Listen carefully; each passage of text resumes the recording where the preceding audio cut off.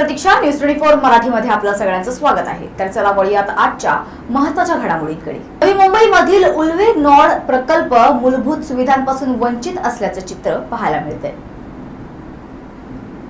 नवी मुंबईमधील उल्वे नॉड सिडकोने विकसित केला आहे। येथे अनेक गृह प्रकल्प बांधण्यात परवानगी दिली आहे। अनेक प्रकल्प बांधून त्यात रहिवासी राहण्यास आले आहेत, परंतु मूलभूत सुविधांपासून येथील रहिवासी वंचित आहेत। त्यामुळे येथील नागरिकांना गैरसोयींना सामोरे जावं लागत आहे। उल्वे सेक्टर 15 येथे 2018 पासून अनेक गृह प्रकल्प बांधून तयार करण्यात आले आहेत। त्यात रहिवासी देखील राहण्यास आले आहेत, परंतु त्या गृह प्रकल्पांना मूलभूत सुविधांपासून वंचित राहावं लागत आहे। ड्रेनेज लाईन, पाणी पुरवठा, घनकचरा व्यवस्थापन, स्ट्रीट लाईट यासारख्या सुविधा अजूनही पुरवले गेले नाहीत। यामुळे अनेक ठिकाणी रहिवाशांना अनेक समस्यांना सामोरे जावं लागत आहे। येथे पाणी पुरवठा जलवाहिनी पोहोचली नसल्याने नागरिकांना टँकरच्या पाण्यावर अवलंबून राहावं लागत आहे।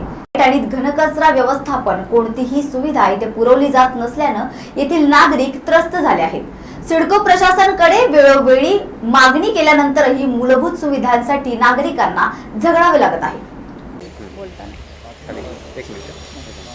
तर काय सांगाल, काय प्रॉब्लेम्स आहेत? नाही, प्रॉब्लेम हाच आहे की आम्हाला रात्रीचे स्ट्रीट लाईट नाही आहे, पाण्याचा प्रॉब्लेम आहे। नेहमी टँकर टाकून पाणी टाकून आम्हाला कमी कमी एक टँकरचे 4,000 रुपये द्यावे लागतात पियाच्या पाण्याचे। पण ते सुद्धा पाणी अंगावरती घेतल्यानंतर अंगावरती अक्षरशः क्षार येत आहेत की हे पाणी वापरायचं कसं। नेहमी प्यायला तर बाहेरूनच पाणी आणतो आहे।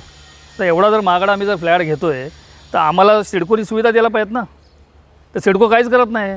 सिडकोकडे गेलं की सिडको फक्त सांगते करते आणि करत तर काहीच नाही। शेवटी आम्हाला मग पर्याय नाही, आता शेवटी आम्हाला काहीतरी करावंच लागेल ना।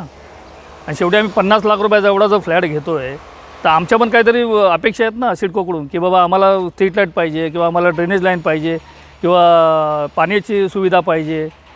आणि रात्रीचं आम्ही बघतो इकडे खूप हे प्रॉब्लेम आहेत की ते अंधारात आम्ही कसं काय येणार। इथून आमच्या समजा बायका मुलं आहेत किंवा काय ते कसे येणार। जर ट्रेनने समजा उतरले तरी चालत यायचं आहे मला एवढं लांब, कसं काय करणार। मध्ये त्यांनी सांगितलं होतं मॅपमध्ये हा बाबा रोड आहे, तो रोडसुद्धा त्यांनी केला नाही।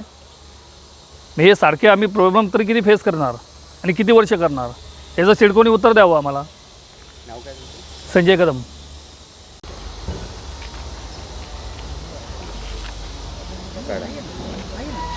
सर काय सांगाल, काय प्रॉब्लेम फेस करताय तुम्ही? घर एवढं महागाचं इकडे घेतलं आणि काय प्रॉब्लेम्स आहेत?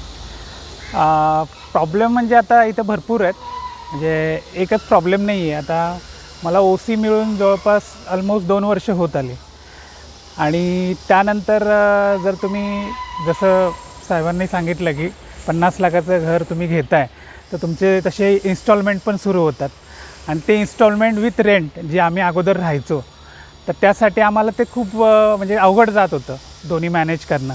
मग आमच्याकडे पर्याय नव्हता शेवटी इथं राहायला येण्यापासून, त्यामुळे आम्ही आलो राहायला। तर पाणी तरी नाहीच आहे, पाण्यासाठी आम्ही जवळपास 5 ते 6 वेळा सिडको ऑफिसला गेलो असेल। मी स्वतः 2 वेळा गेलो सिडको ऑफिसला, उल्वेच्या गेलो आणि तिथं त्यांना विचारलं की बाबा का होत नाही अजून। तर त्यांनी म्हणजे थोडीशी उत्तरं उडवाउडवीची उत्तरं दिली त्यांनी, पण तरी पण मी परत एकदा गेलो तर त्यावेळेला त्यांनी सांगितलं की आमची टेस्टिंग बाकी आहे। पण ठीक आहे, टेस्टिंग बाकी आहे, तर त्या गोष्टीला 1 वर्ष होत आलं। जर 1 वर्ष टेस्टिंग होत नसेल तर कसलं कारभार चालू आहे, बरोबर की नाही।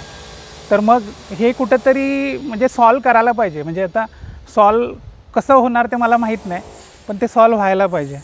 आणि लाईटचा तर प्रॉब्लेम आहेच, म्हणजे आता स्टेशनवरून येतो तर बरेच महिला असतात, लहान मुलं असतात त्यांच्याबरोबर, कोणी फिरायला जातं इथून संध्याकाळी, तर त्यांना ते थोडंसं कसं बाकीचे काही लोक बसलेले असतात आजूबाजूला, मग ते थोडंसं चांगलं नाही आहे म्हणजे आपल्या सोसायटीसाठी। सिवरेज लाईन पण गेलेली आहे? नाही, सिवरेज लाईन पण नाही गेलेली आहे अजून, आमची तरी कनेक्ट नाही आहे सध्या। म्हणजे आम्ही गार्बेजचं काय होतं? गार्बेजची पण गाडी येत नाही ते, मी त्यासाठी पण फॉलोअप घेतला, जवळपास 2 वेळा फॉलोअप घेतला त्यासाठी।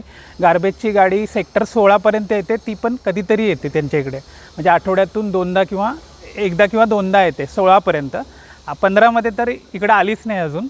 तर गार्बेजचा पण प्रॉब्लेम आहे, तर ते पण मेन प्रॉब्लेम आहेतच इकडे तसे। सचिन मांगोरे। थँक्यू।